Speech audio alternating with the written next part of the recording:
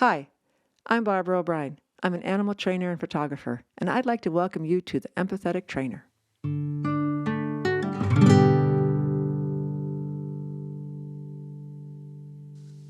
Hi, this is Barbara O'Brien, and you're listening to the Empathetic Trainer podcast. Today's guest is Susan Friedland. She's an author and lover of all things equestrian. Her fascination with Marguerite Henry and Misty of Chincoteague led her on a personal journey where she wrote a book called Margaret, Misty, and Me. Well, we're going to talk about that book and the other books that you've written because those sound interesting to me too. But boy, Marguerite Henry. Am I even pronouncing her name correctly, or is it Marguerite? Very close. It is Marguerite. Yes. Marguerite Marguerite okay. Henry. Because growing up, every horse person everywhere, everyone I've talked to when I said I was going to be doing this podcast has a favorite Marguerite Henry book. Like they automatically knew, if they were horse people, they automatically knew who she was. Now, that's a legacy all in itself if she's influenced so many people for so many years. She has. And what I found over the couple of years that I researched to write Marguerite, Misty, and Me, as well as it's been out not quite a year yet, I've done some speaking, is that people seem to be in three distinct camps. Mm-hmm. So there are the Misty, the hardcore Misty fans, and I'm one of those. And then there is a group of people that just is in love with King of the Wind. Huh. And I met a woman, she said, her horse back in the day was named Sham after the main character in King of the Wind. And then there's also the people who love Bridie the most, the story of the burro who, went into the Grand Canyon. And so there's like a Misty, a Bridie, and a King of the Wind / Sham, group out there. Yeah. Well, there's also the Justin Morgan had a horse. Yes. Just so you know that the Morgan world, okay? Like, did you see the movie? I finally found it online. We finally got to watch the movie. You know what? That one I have not seen, but I did see King of the Wind. But I'll share with you kind of a Morgan fun fact about Marguerite Henry. Mm-hmm. So while I was, and I don't know if I'm jumping ahead here, but I just want to make sure that I say this because I know how much you love Morgans. So Marguerite is from Wisconsin, just like you're in Wisconsin there. I don't know if you knew that. She was I read your books. Yeah, so she was born in Milwaukee and was a city kid and just loved horses her whole life and never was really in a position to be able to have a horse until she got the horse that many of us dreamed of, which was actually a pony, Chincoteague Pony Misty, the famous, beautiful Palomino Pinto from the story. But all that to say, her husband was a very hardcore golfer, and they lived in this village called Wayne, Illinois, which is about an hour from Chicago. And so, as you know, being from the Midwest, our winters can be a bit much to endure. And if you're a golfer or, avid horse person, that's not always the best. So they would escape to Florida for a little bit. Sure. And I find it fascinating that Marguerite, her husband was golfing in Florida and she wasn't that into it. So she, had Misty at this time, but Misty was a foal, so she couldn't ride. So she still didn't really have that connection to be able to ride a horse. So she found a polo grounds and she asked one of the trainers there if he could teach her how to ride. And she rode a beautiful black Morgan horse named Friday. And so she was a Morgan fan. And obviously Justin Morgan Had a Horse was her first horse book that she wrote.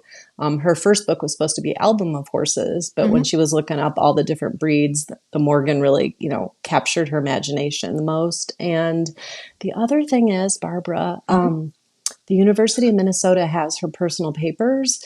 And I read hundreds of fan letters to Marguerite. And you'd start to see themes of these letters that children would send. And they wanted to know, did she have kids? Was Misty still alive? All these different. Yeah. And a common question was, what is your favorite breed of horse? And she would always say something very general, like whatever horse you love. And, I could see where she didn't want to say, oh, I love Arabians. But I found one letter that said basically, if you can find yourself a good Morgan horse, to me, that is the best of the horse world, or something to that effect. So I think that was her subtle way of saying that Morgans were her favorite. I think so too. You know how you like thoroughbreds, and you know, you have a thoroughbred, and I want to hear more about him. But it's like, part of it is like, what did you start with? Like the first horse that I got to actually ride and take care of was a Morgan, right? And Arabs are my close second, because those are the ones I could afford when I couldn't afford Morgans, but Arabs are really cheap. So you could get an Arab super cheap right in the 80s, you know, after the tax thing changed and they were dumping Arabs everywhere. So I couldn't afford the Morgans, which I loved, but couldn't afford them. And it was easy to pick up these sweet old Arabs. And so I have a soft spot for both. When we have a breed preference, a lot of times it has to do with what we started with. And, you know, so of course we're open to new things. I mean, Icelandics are really fun, and fjord horses. And I like the small compact breeds. That's me. But I'm sure if you love thoroughbreds, then warm bloods and others like that are not much of a jump to really admire them.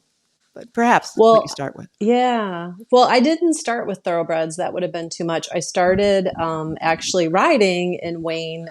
My family was not horsey, although my mom grew up on a dairy farm and loved horses. But, you know, the old thing with farmers, animals have to have a job and, you know, have Yeah, hay to, burners. Yeah, yep. right. That was the exact word my grandpa Diedrich used, hay burners. But anyway, so she couldn't have a horse. And so, you know, it just, even though there was kind of this rural and farm ag thing of being around animals and used to them, just not the riding component. So, of course, I read books and Marguerite Henry books and books on riding and all of that. But then my life changed when I was around 11 or 12. And some people who lived in the village of Wayne, which is like 5 miles from where we lived, said, come on out and ride. So I got the privilege to ride a 25-year-old chestnut quarter horse named Jim Dandy. And so my first horse was a quarter horse years later.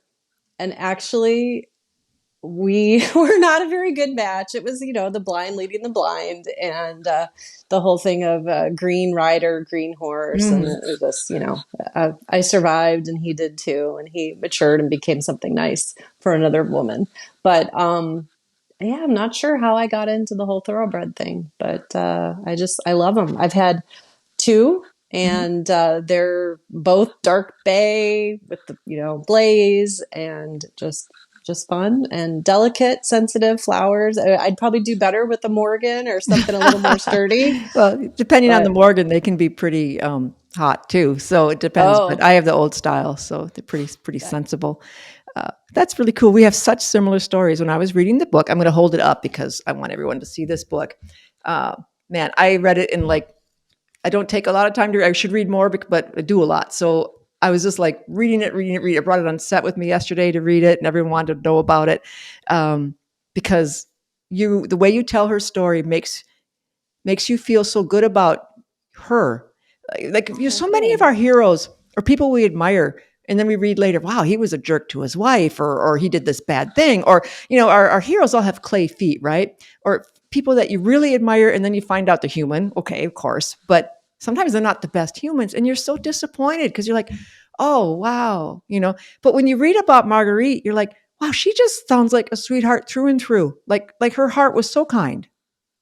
so kind, so kind. Well, you know, I do think she was a salt of the earth Midwesterner. You know, I've done a number of speaking things from, you know, the East Coast to the West Coast and the Midwest. And I am Midwestern, although I spent 25 years in California. But I did, you know, a couple events in Wisconsin, which is the land of Marguerite, and just the people are so nice. I had a woman show up at an event I did. I think it was in Waukesha. Waukesha. And it was, it was before Christmas time. And she had made this felted wool Christmas tree. Wow. And she gave it to me. And I'm like, I don't even know you. She's like, here, this is for you. And Sweet. so it just, and then I worked at a Christian camp when I was in college in East Troy, Wisconsin. And a woman that I had not seen, you know, in 30 years, who also worked at the camp, saw a Facebook thing, and she's not even a horse person really, but she showed up to see me. And so, you know, I think part of it is, you know, just where she's from, but also obviously good parenting. I was an educator for many years. And so when you I would have some students that was like, wow, that person was the kid, like an 11-year-old boy that's polite and kind and thoughtful. And then you meet the parents and it's like, okay, this explains why this person is so wonderful. So yeah, Marguerite, I know exactly what you're saying, because I did sort of think that at the start of my research, like, oh gosh, if I'm really investing all this time, travel and all of this into her, I hope she was a good person. And the fact that she, far exceeded my expectations, and her empathy and her kindness and thoughtfulness. And I know I have it in the book, but just for people who haven't read it yet, it really stood out to me when I was at the University of Minnesota Archives, and I laid out on the desk all these little tiny school photos. And they were from all, there was like the black and white photo from the 60s, and then the permed hair and funny glasses from the 80s, and the airplane 70s collars. And it was like, okay, this woman had such a long era of people adoring her. And so I started like turning over the backs of the pictures. And if a child wrote their name and, Timmy, second grade, in her cursive that I came to know through studying her papers, she would write the last name. And so it's like, these weren't just like, she cared, she kept their pictures. And her last illustrator, a woman by the name of Bonnie Shields, really shed a light on who Marguerite was. And she knew Marguerite in her 80s and 90s. And Bonnie said, and she would go to Marguerite's house when she lived in Rancho Santa Fe, California. And she said Marguerite delighted in her fan mail. And she was always changing out her office because people would, draw little pictures of characters from the story or, just different letters. I saw one that was like an illustrated, almost like fan fiction album of horses. And it was this beautiful, very bright color, illustrated of different horse breeds. And a note Marguerite wrote back to the child was, I love that so much. It's so special. I have it on my coffee table. Yes. And so she just really, she was a good person. And I wish I could have met her. She seemed to really connect and really care and want to take the time to be gentle and kind and good, to the children that wrote to her or the people that wrote to her. You mentioned in your book, like if she was here now and, this era, she'd be like this social media phenomenon because how genuine and true she is, but also how incredibly popular still to this day her books are. If you're a horse person, you know who she is. Because if you were a little girl, or boy, but of course, but if you read these. My friend, my dog trainer, because we were working on set yesterday, she was working with dogs and cats, showed her your book and she goes, oh, I contributed money. I helped raise money to preserve the ranch, the BB Ranch. I'm going to go there someday. That's my goal. I'm going to the pony penning. And it was just so exciting to see somebody else's excitement about, and of course she's like, give me the book. I was like, I got to finish it first. But she, she's, in her 60s now, but it was like, and what does she ride? She rides an Arab because she loved King of the Wind, oh my gosh. And so it's just really, really fun because you have an instant connection with these other people because we have a frame of reference. And I know she wrote other books and dog books and things like that too, of course. But I think it was the horse ones that, at least in my world, that's what we did. So I have to show you these because they're my treasures. Okay, so here's King of the Wind. Oh, yeah. Yes. And this one I remember reading as a teenager, like, I was probably 13 or 14 and I just Mustangs. I mean, and reading her book about Wild Horse Annie, this changed everything. And then we did a podcast about the Mustangs at Theodore Roosevelt State Park. And so we got a chance to see them and talk to Chris Kamen, who is leading the charge to keep them there, because that's a whole nother controversy. But the ponies on Chincoteague are protected. They're protected, but the ones at the Theodore Roosevelt State Park are not. They're not under the same law, and they could be, just gotten rid of. And so there is a big fight going on over there right now. But anyway, this made me fall in love with Mustangs, right? And who doesn't love Brady, Right. So, and of course, no Morgan person is not going to have this book. But what a treasure it was to find Cinnabar. because I mean, she wrote about other things than just, horses, and she had to understand how we live on a farm, so we know about fox. And my fox, they're allowed to live here because my geese keep them away from my chickens. So the fox coexist as long as they don't go in the pen where the geese can get them and beat them up. So they can catch a chicken, but they can't get her over the fence. They can't jump enough to get her over the fence within the mouth. So the geese will beat them up, and the fox goes, I'm going to find something easier. So anyway, but I love them. I love seeing them. I just don't want them in with my hands. And then, of course, this one. And I bought this for my children, years ago. And I have 4 sons, and none of them are like serious riders now, but they all grew up horses and 4-H and love them. And of course, I'm a little biased here, but the very best horse in the book is the Morgan right there. So. Well, I have to tell you a neat story, and it's kind of in the book. But I met a gentleman, his name's Ed Richardson, and he was a little boy who lived in Wayne, and his first job was riding Misty, as Marguerite rode her Morgan, and another boy at the time rode Jiggs, who is actually the Bridie Burro. Mm-hmm. And so anyway, I got to know Ed a little bit and went to his house, and he brought out this small box, maybe the size of a coaster. And inside were these little, I don't even know the name really, Barbara, but like decorative brass or metal pieces that would go on the side of the brow band of a bridle. Okay. And it was CP for Cleveland Police, and Marguerite's writing. And I should actually do a blog post on this because I have a photo of it. Cool. But the photo, it's there were so many little rabbit trails that my editor was like, "You can't put all that in the book." And I'm like, "But people will love this. Oh, it's so interesting." It's like, is. But it distracts. I did enjoy from the that storyline. But no, I did enjoy that when you would, the little piece. I mean, I enjoyed the whole book.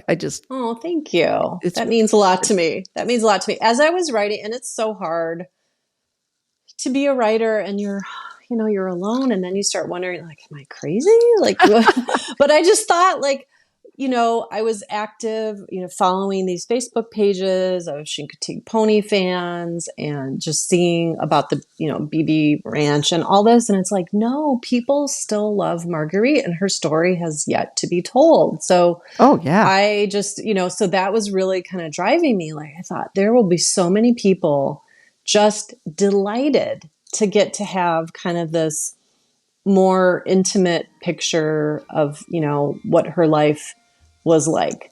When you read it, because you're an excellent writer, and you make the person feel like we are right there at her desk with her, or right there at the ranch, or right there, whatever she's doing. You made us feel like we were sitting there with her as a friend. It's such a personal, intimate book. I just read a book about Ella Fitzgerald, okay? And it was a biography, and it was interesting to a point, because I like biographies a lot. And I love Ella, right? So that part's easy. I love Ella. But it's very technical, and it was really, really, really, really about jazz more than anything else.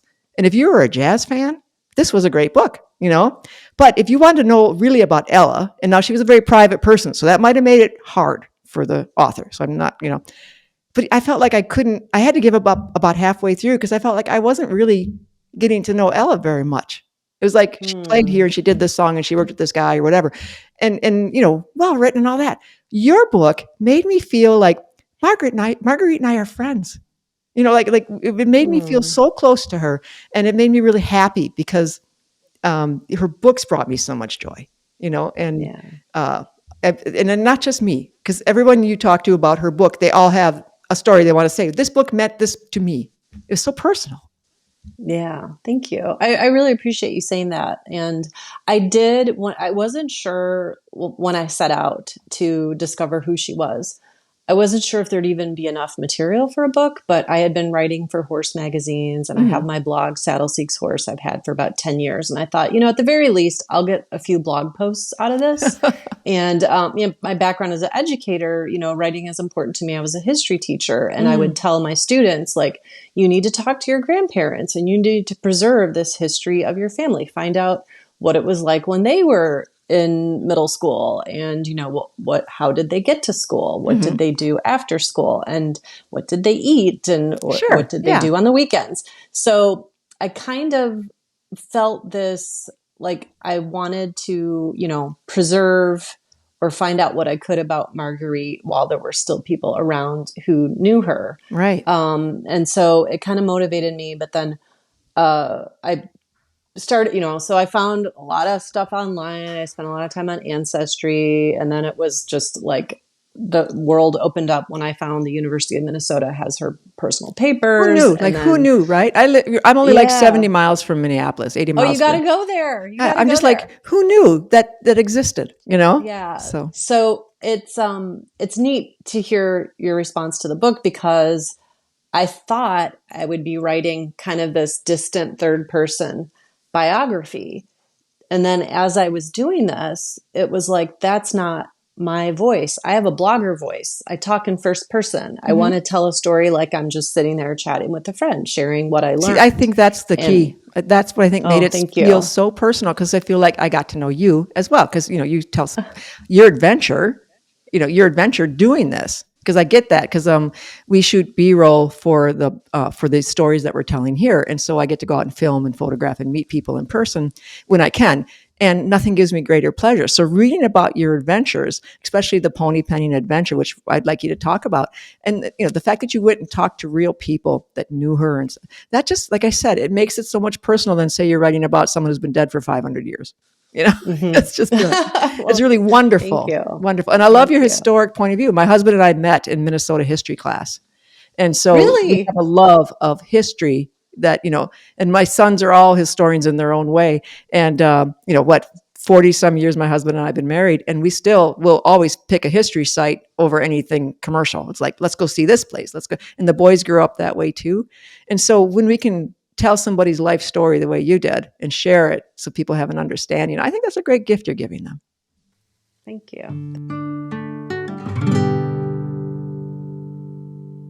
Yeah, I want to honor her because she was a very humble person. And so she what she's done is, her works are so timeless and beautiful and filled with hope, and they bring such joy.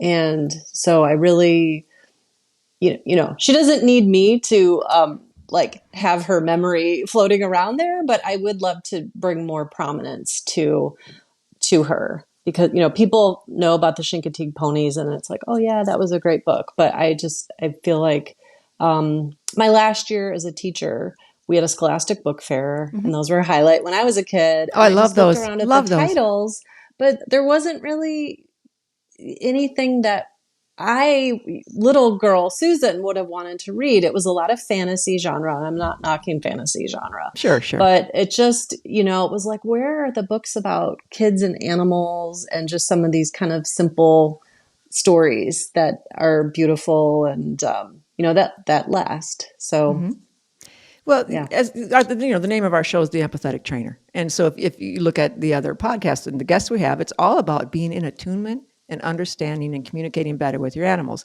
that they have emotions and they have feelings, and that, science is proving that even more and more. Because it wasn't that long ago when they said animals can't feel the same way humans do. Well, that's ridiculous. They're mammals. We're mammals. Even lizards can love. Okay. I mean, so it's like, there's a shift in the horse world, thank goodness, of wanting to be more in tune. There's been it's been going on longer in the dog world, with much more intuitive and kinder methods of working with a dog to get him to understand what you're asking. As an animal actor trainer, everything has to be done where it's really fun. And so of course that's been the theme of our show, is to build that understanding and attunement. Well, Marguerite was inside of the horse's mind. And when she would tell the story, and the compassionate, wonderful characters that cared for the animals, and then some that weren't so great to the animals, to show the contrast. And it was like she was advocating for these animals way before it was popular, and giving these animals personalities and feelings. How could Misty not be emotional, not have feelings, not represent something? She's not a dumb animal, right? Right. And all the things that came from that. And so what a gift she gave us early on, like a messenger of this way to be with animals. And children too. Yes. Another highlight, just going through a lot of her fan mail, it was finding a Braille letter. And so like she had, even before this, push for Americans with a Disability Act and all of this and inclusion and special ed, she was like looking at, she just like, I really feel loved people. She loved her readers. She loved children. And so there was a note in the archive that said that when Marguerite got the Braille letter, she then had a letter that she wrote translated into Braille to then send to the child. Isn't that thoughtful? How thoughtful. Just think, like the time that, because I'm thinking now I could sit there and Google Braille Society or something, and it's like, how would you back in that day know, that would what a thrill. What a thrill that child must have gotten to get the letter. Because I remember when I was in junior high, I wrote to Arabian horse breeders because I used to read Arabian Horse World, I'm a photographer now, so that influenced me as a photographer to see the beautiful photography in Arabian Horse World. Johnny Johnston and all these other famous photographers. Anyway, they would take beautiful pictures of horses, and you'd fall in love with particular stallions and things like that. So I wrote to Sheila Varian, who bred beautiful, beautiful Arabians, and I wrote to Mike Nichols, who had some of the grand champions at the time, and a few others, Elmara and a few others. And you know what? Sheila Varian hand wrote back. I mean, can you imagine? Aww. I still have letters from those breeders, the ones that were kind enough to take time out of their day, before simple email. I mean, somebody had to like sit down literally, and then they'd send me like, beautiful photographs, like 8x10 photographs. And I was just a fan, honestly, literally a fan, little kid. I love your stallion. He's so beautiful. I wish to have an Arab like that someday, So that was very touching to me that Marguerite was like that, and it's just so kind. I heard someone speaking on I don't know if it was a talk show or whatever, but they were famous and they were nice. And they said, you know what you need to do in life? Just give it away. Just give it away. Like somebody asks you for something, just do it. It's not hard. Yeah. Just give it away. And I think that's such a wonderful precept because, I've been the benefit of that. People have been so kind to me, and I know you do too. When you can, you do what you can just to make somebody's day better, especially children. Right? Yes, for sure. You were a teacher, so you already know what service is. I have to tell you, when I was there with all those school photos, hundreds of them, and I probably took out like 120. I just took out one file folder, but there were multiple file folders in this banker's box.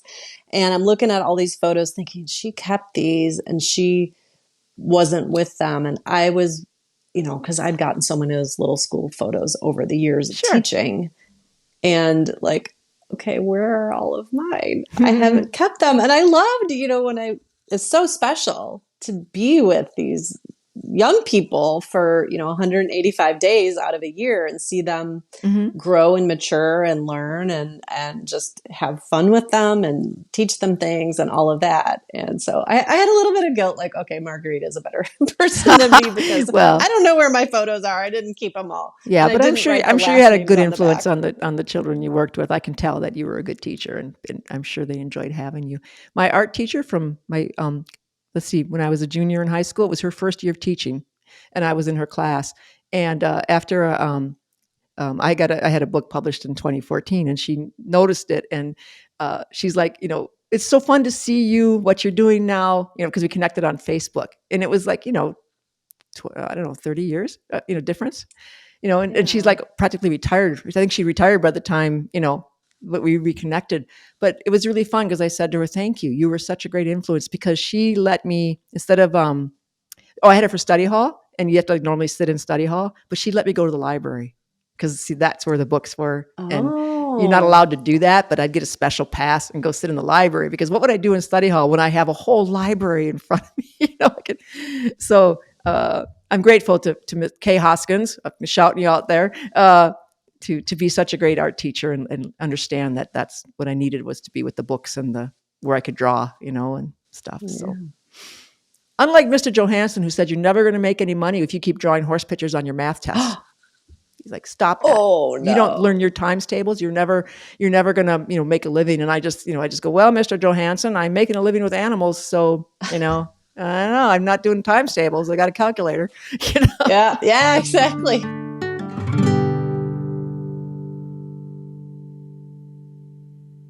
Yeah. There's a couple of things I wanted to talk about a little bit too. Your adventure that you went on. I mean, I was reading that and I'm right there with you in the kayak. I'm like, oh, what I would give to see what you saw. Oh my Yeah. gosh. And then, That was amazing. because I admire the work of Wesley Dennis so incredibly much as an artist myself, I just, not to that level, but the story, the life of his pictures. I wanted to know what that felt like when you got to see that. So let's talk about the pony penning first. Okay. So pony penning, it is, again, just like getting to know Marguerite through studying her for 2 years. Like, she exceeded my expectations. Pony penning did as well. And Chincoteague is just a beautiful small town, and you just feel welcome. I felt like I belonged there. I didn't feel like an outsider. And I went right after. So I'm in the Midwest again. I was in Southern California for 25 years. And people tend to not like Californians for whatever reason, but I was like, I just felt you're a horse like person. I belonged there. You're a universal. Misty. Yeah. So, so charming and delightful. The ponies are so beautiful, and it's just wild to see them. So I first saw them.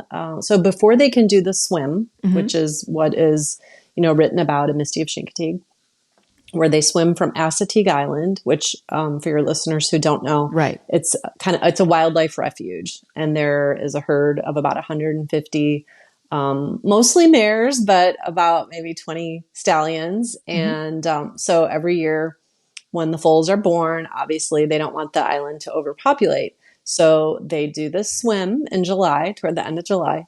And it is a swim where the saltwater cowboys, who are volunteer firefighters on Chincoteague Island, basically are herding the stallions and mares and foals through the water from Chincoteague Island to Chincoteague Island. What a lot of people don't realize is they kind of do a vet check before the swim.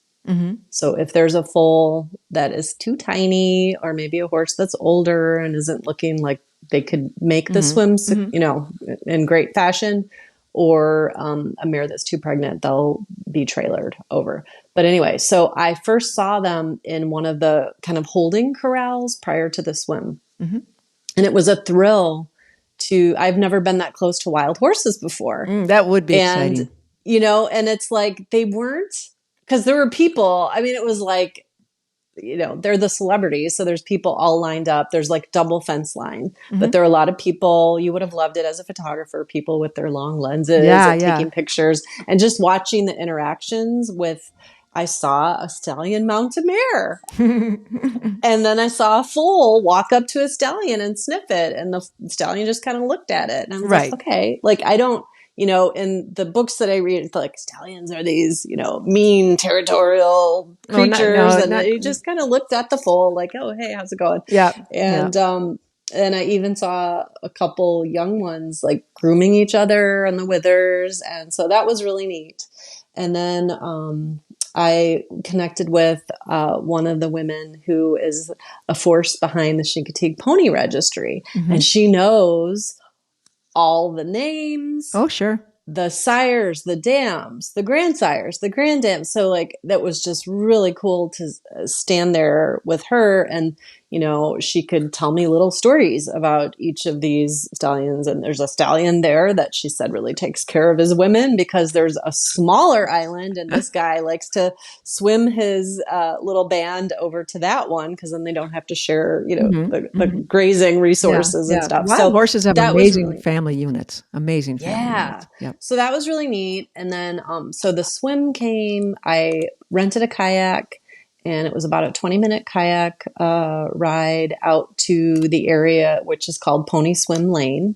And so there were people on pontoon boats, rowboats, fishing boats, speedboat, every kind of boat, and a bunch of kayaks, obviously. And I don't know, maybe thousands of people, probably thousands of people. And so we're just, this like excitement is in the air. And super festive. It reminded me. So I used to live in Pasadena, and Pasadena, California is known for the Rose Parade, Right.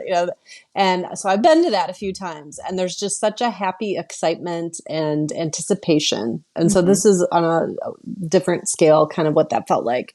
So then, you're kind of waiting around, but then like I was tethered on this line and what was nice about a kayak is you get up a little bit closer than the people in the boats because the boats are big. So the kayaks are going to be kind of like the front row seats to watching the ponies swim. That's amazing. So I had these fun conversations with fellow horse lovers, fellow Misty and Marguerite You talk lovers. about that in the book. It was nice. Yeah. And so then when they come through, it is just like you get chills because it's like, this is what I read about in this story and it's real. And you can hear them and they're through the water and you just see the top part of the heads and the ears, and, and like I was so close to them. It felt like, my kayak was swaying. Wow. And not dangerously, but like the water, the churning of the water. Yeah, just that energy, with the all that falls, energy going 200. past you. Yeah.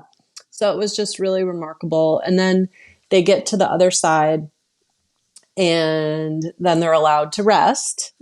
And so there's some grass there. So they kind of graze and hang out. And then they do the parade, which I didn't get to see, which maybe I will do this year. I'm going back to Chincoteague. I'm going to be speaking at the museum. Great. And so they parade down the main street in town. And so it's just like a pony parade. And then there's another set of corrals at the carnival grounds.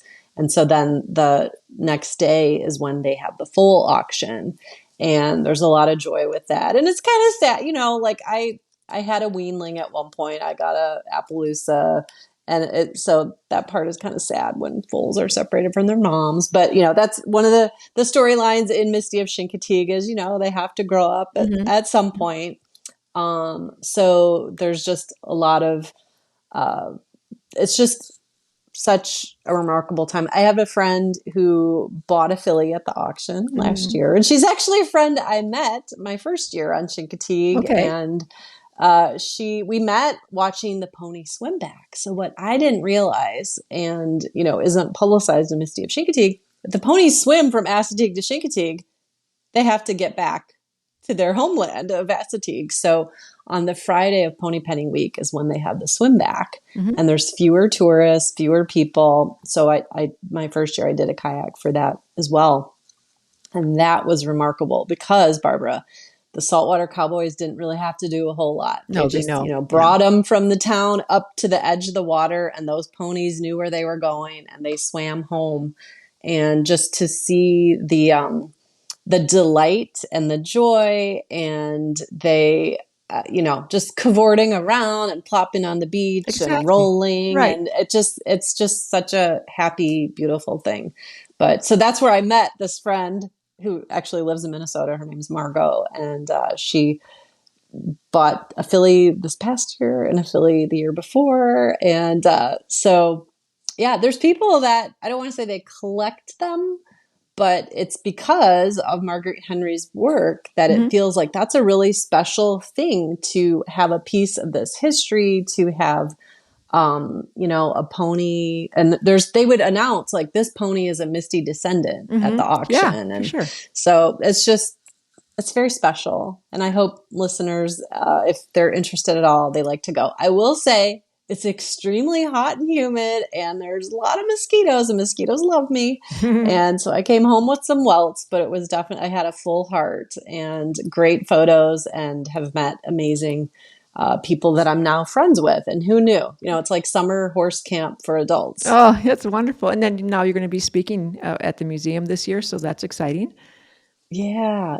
I was, so writing Marguerite's story, I understand the Midwestern part because that's my background, my heritage. I understand Wayne, Illinois, where she lived all those years at Mull Meadow, her 2-acre little horse farm, because like the area is familiar with me, and I get the mindset and all that. And then she spent the last several years of her life in Southern California. So I get that part too.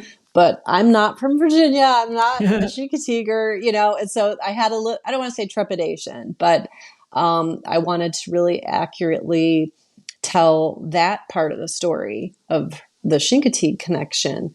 And I was so flattered because last year during Pony Penning Week, when my book had just launched, Mm-hmm. I did a talk at the museum of Chincoteague, and a woman who was a local came up and she said, I just want to tell you, I read your book and you got all the Chincoteague parts right. Oh, So I was like, wow. phew, okay, good to know. Wow, that's So, great. yeah. So, and it must have, because they asked me to come back, and I'm going to be speaking Wednesday of Pony Penning Week at the museum there. So, Yeah, that's wonderful. So it'll start to feel like you're going home again, something very special, you know? yeah, for sure. That's really cool. That's really cool.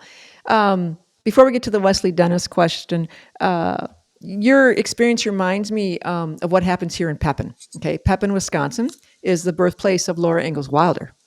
Okay, and so a few miles from me is the log cabin and the little, and there's a museum in Oh, Pepin, and people from all over the world visit it, and it's really well done. And Carrie's the manager. Hey, Carrie. So anyway, uh, Laura Ingalls Wilder has a huge following, as you can imagine. And yes, I yes. bet Marguerite is right up there with her, because when you talk to horse people, everyone knows about Marguerite. When you talk to anyone that's interested in history at all, they know about Laura Ingalls Wilder, right? And Hmm. so Pepin has Laura Ingalls days, right? And being an artist, Pepin is about 900 people. Okay, so, and I live Oh, in wow. this little town near Lund. As a vendor, I could have a booth at Laura Ingalls Days because it draws people from all over the place, right? And we thought, okay, well, because I had during COVID, I made greeting cards and things like that because my business slowed down, so I started selling my art more. And this, so after COVID, when they had the festival again, got all my cards. I want to get rid of them. I'm going to have a booth. Uh, we had no idea how beloved the Laura Ingalls Wilder is. It's got to be the same way how people feel about Marguerite, because people, I couldn't believe how many people came to do the events. It's a really fun festival. They have a website, Laura Ingalls Wilder Days, Pepin, Wisconsin. But there's people came, and where are you from? We're from Australia. Their Wow. daughters and their mom and dad came, and they all I don't wear this because of Laura, I just have long hair, but the little girls had braids, right? They all had braids, and Oh, they yeah. wear the clothes. The whole thing is the dress up and you do Oh, the thing, and they have fiddle players, and they have reenactors that are doing all of the crafts and things, and how, cooked over a fire, you this, very historical stuff, right? And they have contests, and it's very interactive festival. But we couldn't believe the number of people. We thought just more local. No, they right. came from all Wow. over the United States, and it reminds me a little bit about what you're saying about pony penning, Yeah. where it's Yeah. it's a people were so happy and excited to be there, and they Mhm. take the bus trips up to see the cabin, which is kind of not far from us, and they had reenactors up there doing everything. So it's like a big deal. And of course, Laura Ingalls traveled with her family all over. So there's lots of small towns that have some form of Laura Ingalls something going on, because I've been to DeSmet, yeah, or the South Little House on the Dakota. That Prairie. was amazing. Right. Yeah, Yes. people like the feeling of being able to walk where the cabin was built into the hill, Hmm. or see the creek that she talks about, or whatever. And then here we were the big woods in, Pepin. So, and she has relatives that continued to stay here. And if you go back in the archives, you can see like where their farms were, and things like that. So there's like a long history, but it's fun to be like when she was born here. So we get that. Pepin gets that. That's really cool. I actually met a distant relative. I gave a talk at the Milwaukee County Historical Society, and this woman came up to me at the end, and her name was Laura Ingalls. And Oh, so I'm kind wow. of thinking, like, what? And she said, yeah, I'm actually related. And it was like through Pa's Hmm. cousin or something. She traced it for me, but Yeah. from Wisconsin. Well, And they had so, relatives, and they stayed in Wisconsin and Minnesota, a lot of them, the relatives. yeah. And like, I want to say Spring, it was somewhere in Wisconsin, but it was southeastern Wisconsin, southeastern Minnesota. Forgive me, the lower people would be crazy because I'm getting my facts wrong. But it was really fun because I did not. I mean, she's wonderful books and stuff, but I was busy reading the horse books, and I just didn't. There Right. wasn't enough Right. horses, I mean, they were there, but it Right. wasn't about horses. So I was reading all the C.W. Anderson and Walter Farley, and all of Marguerite's instead, and every horse girl everywhere read every book they could get their hands on, right? Hmm. So, For sure. and these beautiful covers in the library, when they're all lined up, I mean, look at that. So this is a good segue into Wesley Dennis, because certainly his work right here. So Yeah. when you got to look at some original work, or like tell me about that story, how that felt. Well, okay. So this is kind of a two-part story. I did see some of Wesley Dennis's original work at the University of Minnesota in the Curlin Collection of Children's Literature, but I only saw one Marguerite Henry related art. And it was this beautiful, and I have it on my blog if people are really interested in saddleseekshorse.com. And then you could just search for Wesley Dennis. I'm going to look it up. Anyway, so it's a color.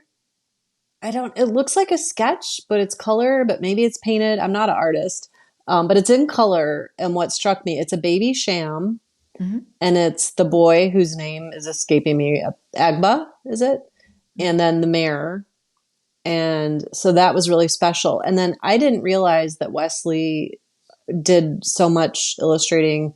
So there's another book, and I can't think of the author right now, but the title is Fools Over Horses. Oh, okay. And I since purchased it. I've been kind of getting into collecting vintage horse books now as a result of this project. Yeah. But I saw a number of fox hunting pen drawings and illustration. I love his style. And so what else did I see there? He did, what's the John Steinbeck book? Is he the one that wrote The Red Pony? Oh, yes. Okay. So there was something also in color there. And what's really cool, Barbara, if any of your listeners are near you or not far from Minneapolis, it's an academic library, but it's open to the public by appointment. So if you were also a Marguerite Henry or a Wesley Dennis fan and you wanted to spend some time and look at old documents and photos and art, you would just have to go on the website and, connect with them and arrange for that to happen. It's really neat. But okay, so here's where the cool part happens. So there's a website dedicated to Wesley Dennis art. And I started looking at it, and then I found the name of the woman who runs it. Sure. And she, it's a side passion project. She's a physician in real life. She's an obstetrician, actually. And so anyway, and she's in Indiana. She invited me to come see her Wesley Dennis collection. Oh my gosh. And so she has, I think it's about 120. The cover you just held up of King of the Wind. Yeah. I've seen that framed hanging in her house. That is amazing. A lot of those covered. Yeah. How big were these pictures then? How big was that one? I mean, I'm terrible. I would bigger than this, like though, right? Yeah. Oh yeah, Okay. Bigger. I mean, not giant, like. Well, no, because they're illustrations for a book, so he wouldn't have been making them that big. But like the 5 o'clock Charlie, the story about the workhorse, some of those, Misty and Stormy, and I would encourage. I have another blog post about that, about visiting her art, and she was just a delight and spent 3 hours with us. And again, I'm thinking like the kindness of Marguerite, like this person doesn't really know me at all, and she invited me into her home and spent time, so I got to hear how she started collecting. And it was I won't go into all the details, but basically she thought, I love Wesley Dennis art. Maybe I can find it online. So she found a painting, messaged the seller and asked, do you have more of this? Because it wasn't really the one that she would have loved to have the most. Right. And the seller responded, I think you need to come to Virginia.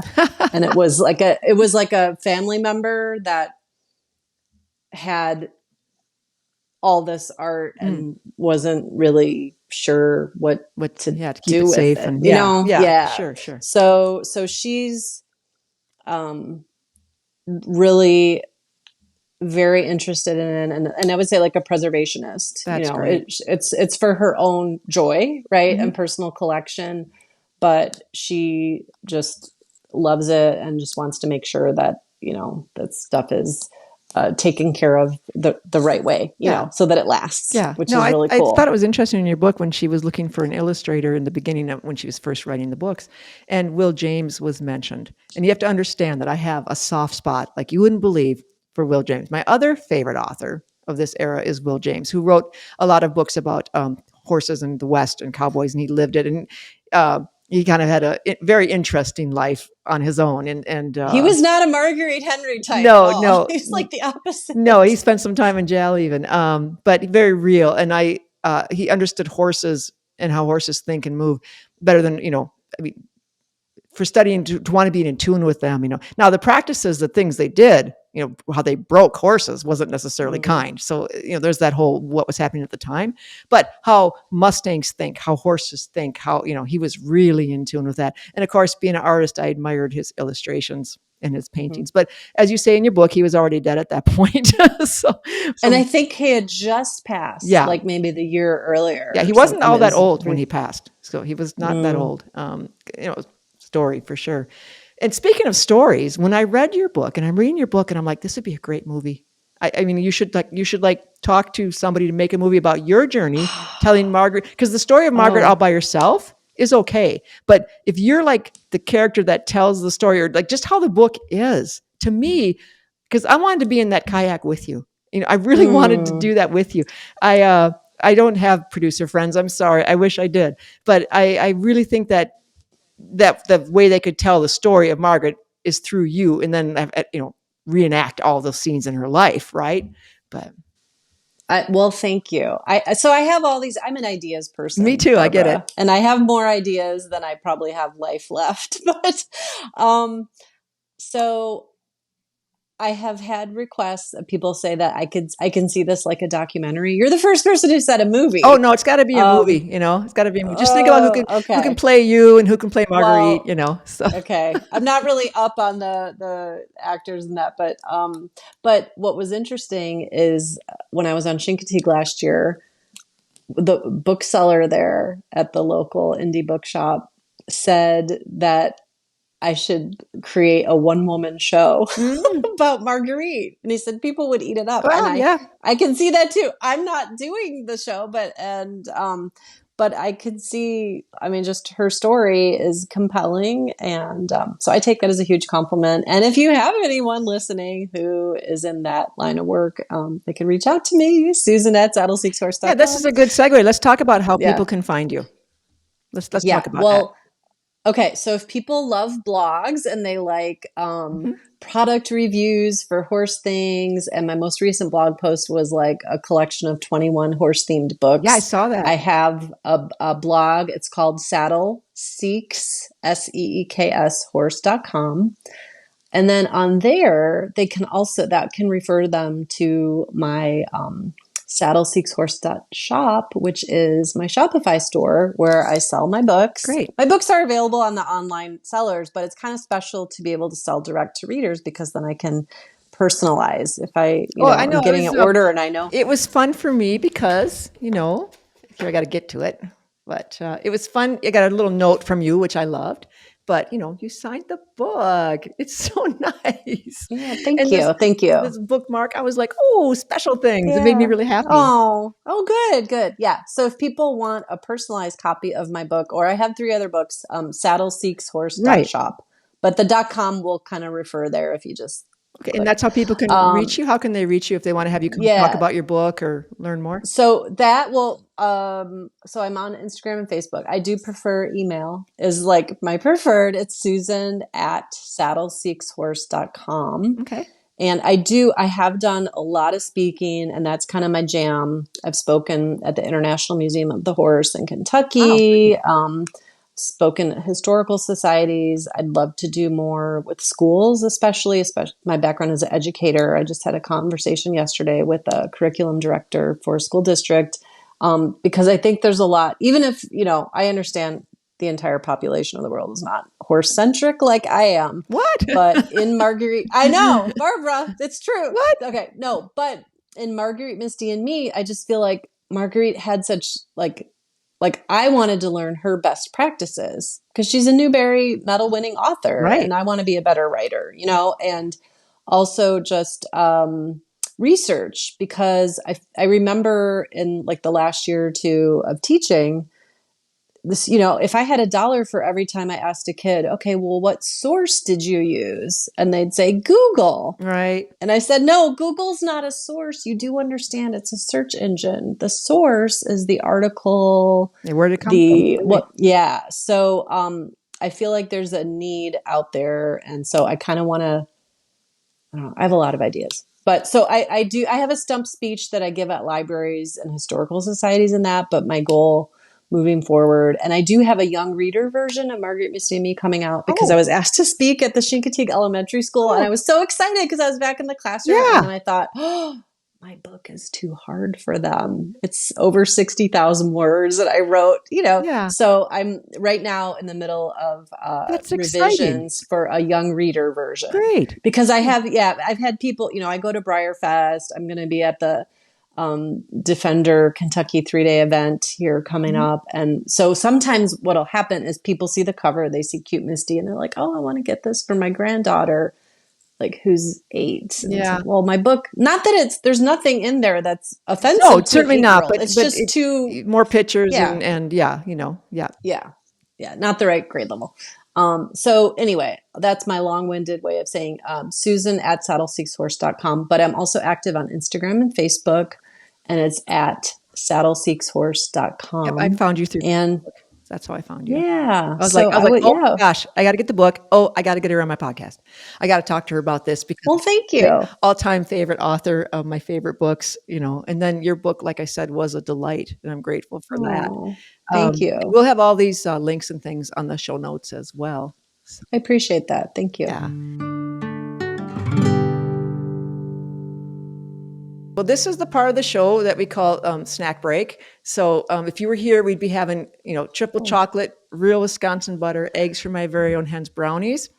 You're not that far away, I mean, it's Chicago. It's only like 6 hours.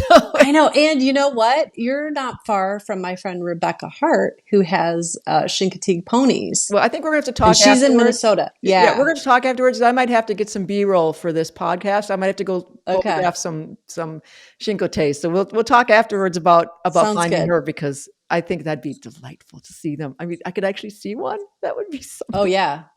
Okay. So what we do is it's the snack break, but also we ask the questions, and the questions we stole from another writer, Tim Ferriss, in his book called Tribe of Mentors. But I really like these questions because then we get to know you even a little bit more, and it's fun. Okay, so we sent you like 20 questions, and out of them you chose these 5, right? And I forgot which ones I chose. That's the best part. Everyone. I hope I chose ones that are easy to answer. Oh, you got this.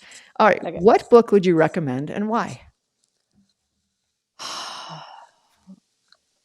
Well, okay. Obviously, Misty of Chincoteague and Marguerite, Misty and Me. Yeah. But I would say for overall life, I am a Christian, so I would say the Bible. There's so much wisdom in there, and that's really cool. Yeah, there's a lot of people that I feel, as we're more advanced with technology and all that, and I feel like there's less joy and less peace, and so maybe the book of Proverbs from the Bible. I'm with you. We just joined a church. I don't want to get into it too much, but we just joined a church that we found and we fit really well. And this one happens to be fairly Bible based. And the pastor gave me a Bible companion book that is this thick, right? But it explains things, right? So I'm getting great joy out of just understanding it better. So that's an offshoot, but I'm with you. That's a great book. That's cool. Yeah. Yep. All right. Do you have a mentor? And what did the person help you discover about yourself? Oh, my goodness. Well, I've had many mentors throughout the course of my life. Mm-hmm. In a way, Marguerite has been my mentor, even though she's passed. And just the fact that like I said earlier, I want to learn from her best practices with writing. And so some of the techniques which people can read about, Marguerite, Misty, and Me, and just, I feel like she was a go-getter in an era when things were not as easy for women. And she just, would have an idea and she would go for it. And so I feel like, in a way, I want to be safe. I want to be practical. I want to be safe. And so, I don't know. She lived with a lot of joy and, really made people feel cared about. And so I would like to be that. And obviously in my teaching career, I had mentor teachers who really helped me with some of the things that when you're going through the certification program, it doesn't really tell you what to do, at we all need help. 2:55 on a Friday afternoon when you've got a bunch of ADD boys in your room and stuff. And then also, just riding, different, when I boarded my horse at a farm in Southern California before I moved back here to the Midwest, there was one of these very wise horsemen who's lived, breathed horses for decades and decades. And I got to spend a lot of time with him and just hear stories of, I don't know, just riding adventures he'd been on. Yeah, and sure. just, Yeah. he had race horses. He played polo. He 3-day evented. He owned a horse that was in the Olympics. Like he'd just a solid horseman. And he was very encouraging to me to kind of, in a way, with the Marguerite thing, to just kind of go for things. Because there you go. I don't want to say I'm a timid rider, but I'm always thinking about like, okay, well, what could happen? I'm a very safety first kind of person. So I want to ride, but I don't want to ride really fast.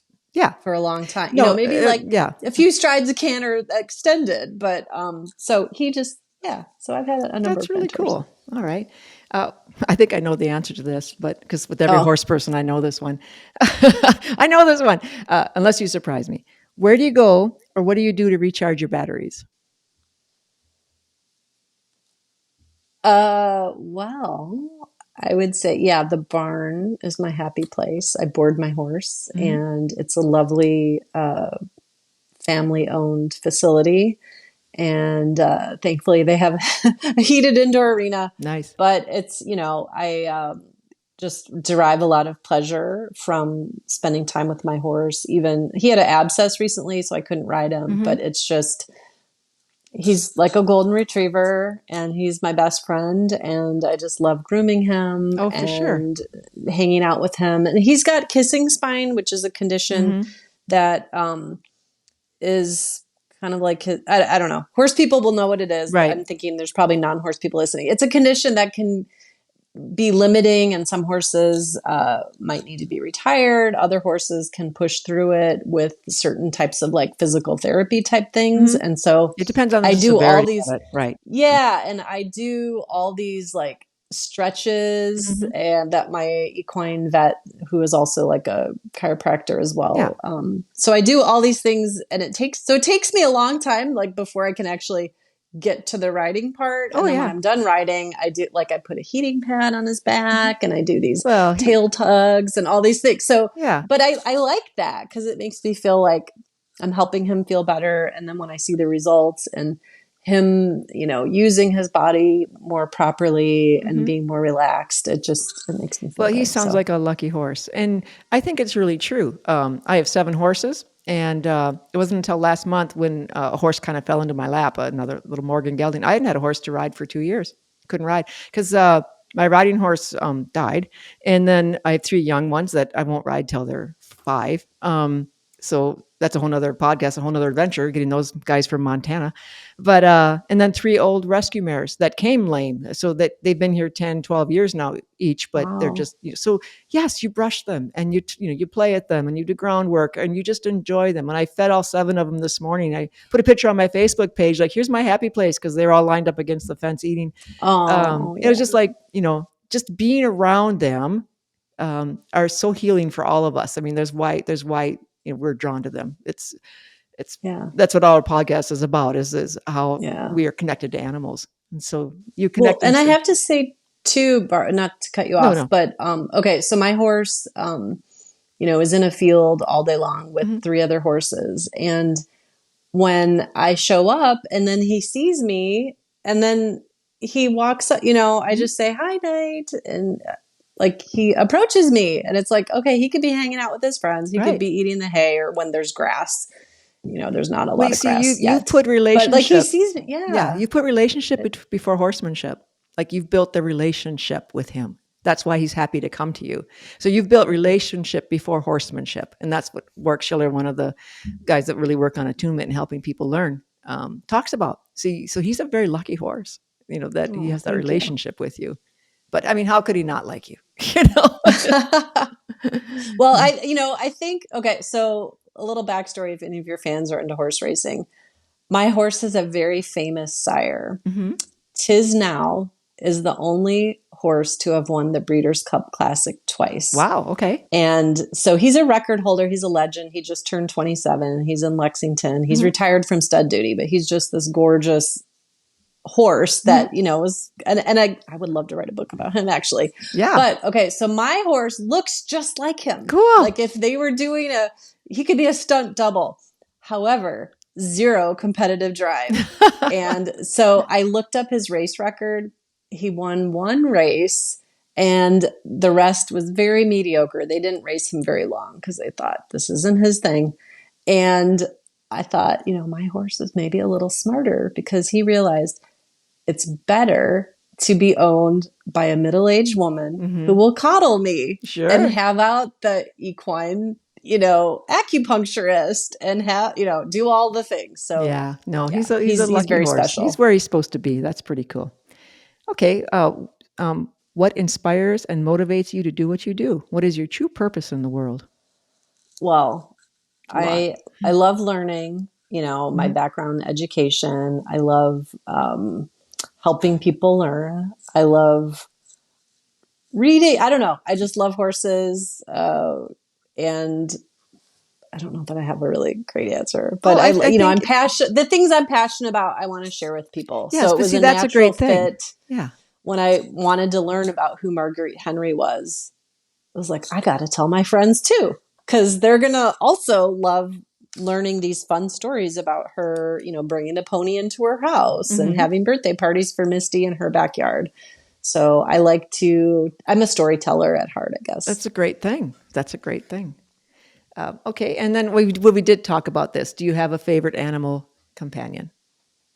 Yes. Knight. Yeah. Tis a knight. He's beautiful. He's got a long forelock and he's a cribber and I've tried all kinds of things, but he's 16.3 dark bay.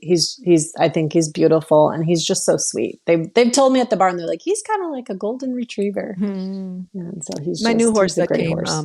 Teddy Sharp. He's a Morgan, is 18 years old. So he's really well trained and, he just came about a month ago. So I let him have a whole month to just decompress and learn about being at the new place. And I have 6 mares who adore him. They just think he's the best. And he's kind of like, oh, all right already, but he's fitting in really, really well. And I finally did, after doing some groundwork and just letting him know that we were going to be okay. And I bring him into my outdoor arena and he'd just like lay down and roll in the sand. He was so content, felt so safe. It was really good. He was giving me like, I'm going to be okay. We're going to be okay. So finally last week, I rode him and I realized that my saddle was too wide. So it wasn't fitting properly. So I just got it on bareback. I tell you, I was 16 again. It just brought back so much because he's such a good boy and so smooth and I'm a confident rider. And it was just like, this is why we have our horses. Part of it is that it's timeless for us. Totally. I'm going to be riding Queen Elizabeth. I mean, she rode forever, right? And you're just like, that's going to be me. I'm going to do that, or at least have them around because I can't be who I am without them. Yes. Do you feel like you cannot be who you are without your horse? Like just that he's having horses, being a horse person. That's just part of who you are. Yeah, well, that's how my blog was born, Saddle Seeks Horse, because I was in between horses for about 4 years. That's a hard spot. I had relocated, and it was like during the era, like right after the recession, and like the teachers, like at my school district, we got a pay decrease. And so it's like, okay, I'm living in Orange County, California at the time. Yeah. Pay decrease, had just bought like the worst house on the best street, and like, I don't know how I'm going to have horses in my life for a while. And so I was trying to find a place to take riding lessons because that seems like a good place to start. I mean, I've had horses. I've shown I'm not starting out beginner, but it was really hard to connect into the horse world. So I started my blog because I had this saddle from my horse who had colicked and passed away, and now I was in between. So I'd walk past the saddle in my garage every day when I got home from work. And it just was like, I've got this saddle. And of course, I've then finally found Knight and the saddle didn't fit him at all. No, but the point is you're still there. Yeah. Yeah. So, but having that saddle there was part of my identity. It was like, even though it was sad, it's like, this is who I truly Oh, am. I You know, and I get I that. like I played tennis and I did like doing other stuff and swing dancing, but it was like the horse part of me. It feels like the real me. Not Oh, that the other parts are the fake me, but it's just like the no, essence of yeah, what I it's love the I most. totally get that because I had horse. Well, I Kevin, my husband, and I we eloped so I could have a horse. So we eloped because this farm where my mentor lived said her apartment above her farmhouse opened up, and she said you can live in the apartment. You know, I'm 19, and I'm like, oh, that's great. I can live where the horse I ride. You know, I can live on the farm. That's all I've ever wanted, live on the farm. And she said, well, but you and Kevin have to get married. You can't play house here because this was 1981, and there was Mm. not going to be any of that. You know, you Yeah. got to be married. Kevin, you want to get married? We've been dating a year. You want to get married? Sure, sure. We can live on the Wow. farm, you know? And what a great guy. And we were still married, so I'm really lucky. And we didn't have kids till 7 years later, so that was really good. Had to grow up.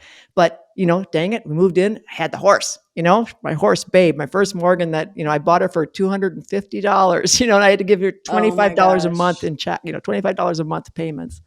But you know, it was like heaven. And so anyway, then we had horses, whatever, and then we had to move to town because let's see, we had 3 kids by then. I was pregnant with my third child, and I couldn't afford horses anymore, you know, and had to sell our farm, you know, that we were living on, and we moved back to my hometown, South St. Paul, Minnesota, and we lived there for 10 years. But after like just a year or two, I'm pregnant with the third child, and I would go drive to by the stable that was a few miles away, 5 miles away, and I'd cry, like watch the girls Oh ride their horses, yeah. you know, Of because course. I'm like this I never suffered depression. I mean, I barely understand depression. Like when people are really, you know, severely depressed, I Hmm. only had a small glimpse of what it felt like because I've been really blessed. But I had this, you know, like this was awful. It wasn't who I was.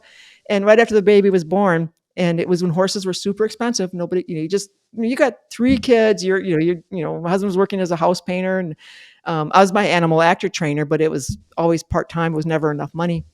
Um, you know, some of my friends said to me, the Dodge Nature Center is giving away a horse. They don't want to have it anymore. It's not the breed they want. You want a horse. And I'm like, Wow. well, yeah, you know, cause like, uh, and, and my husband's like, how can we feed this? We can't afford it. We can't board it. And I said, and this was from, you know, you said you're a Christian. This was God's not, you know, whatever, you know what I mean? A voice in my head, sort of like, God doesn't send you horses without sending you hay. So he's not going to give Mm. me this horse unless he gives me the means to pay for the hay. You know, like this was a miracle. I'm going to accept it. He knows what I need. He's going to take care of me. Right. So my friend who told me about the horse said, well, you can just keep him at my place. I've got a pasture. I'm not going to charge you board. You can just keep him there. You Oh, I know, love so that. that was Cowboy, and he was a Mustang of all things, right? Oh, And so cool. my nieces who were because my children were too small yet, my nieces who Yeah. were teenagers, early tweens, would ride with me, and sometimes we'd ride double, you know, just for a little bit so that we could each have a turn, you know, and then I'd put another one on and we'd ride whatever. And then it got to be like, well, let's write to these Arab breeders and Morgan horse breeders and see if they have any old horses they want to retire because we can give them a home. So the girls wrote letters and they each got a horse. We got Wow. 3 horses that way. What? Yep. That's amazing. Yep. So dollar horses, right? So then Yeah. their parents would pay board and the girls would. So then by that time now we're like between them and then I acquired a horse for my son to ride, you know, another horse, da da da. Suddenly you're boarding 5 horses, right? As the years went by and you're in 4-H, you're doing all the stuff. This is Dakota County. It was great, Minnesota. Um, I said, Kevin, we got to buy a farm. You know? Yeah. So 20 years Yeah. ago, you know, we bought where we are here in Stockholm, Wisconsin, and I am never leaving. I love it so much. And Wow. because I was only horseless for, you know, a few years from when I got my first horse at 19, although I was riding before that. But like, I cannot be horseless. It takes away who I am. So, like, long story Right. short, but I totally get what you're saying. Yeah. Yeah. And that's why Yeah. horse people, do you recognize them? You go somewhere and you see a horse girl, you know, a horse woman, horse person. Oh, And yeah. it's like she's not even dressed, you know, she's not wearing barn stuff necessarily, but you just know because of the way she carries herself, how strong she is, how sure she is of herself, because horses do that for girls. I really think, of course, men too, but you know, and Mhm. then like Ariats, the boots will give it away, and you'll be like, "Oh, you ride? Yeah, I ride." You know, Yeah. we recognize each other, just like service members can recognize each other. So. Mm-hmm. Okay, well, I tell you, this has been an really fun conversation. I feel like a fangirl because I was so excited to speak to you about your Oh, book, thank and you. I want to read your other books too. You have a good book. Please help me with the title about when you lose a horse. What was the title of that one? Oh yeah, Strands of Hope: How to Grieve the Loss of a Yep, Horse. I'm It's a gonna. book that I like feel so sad when people order it because it's like, oh no. Like But I'm glad because I get a little sale, but then yeah, it's like, oh, someone's hurting yeah. and But I think it's grieving. helpful because to be understood, to be heard and Yeah. understood means so much. So that's probably another podcast. We're probably just going to have to go into that one because I bet Okay. that's going to I'll be come back. really helpful. I'll make sure I have my tissue box nearby. Well, yeah, because the age I am, we've had horses come and go. It just that's life, Yeah. right? But I've got these three youngsters, and, the oldsters, and now my new guy Teddy Sharp. It's pretty wonderful.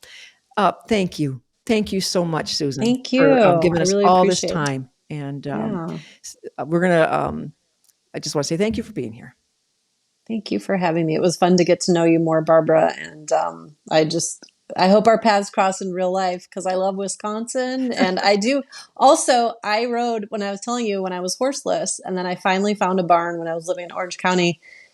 The horse I got to ride was a Sorrel Morgan mare Oh, named Rio. love it. And she had this, and I thought, like, I'm 5'9", so I'm like, there's no way because this horse is Mhm. small. I'm going to look like I outgrew a pony and all that. She became my favorite. It had the smoothest canter, was not marish at all. And then another Morgan named Morgana, Mhm. who was even shorter.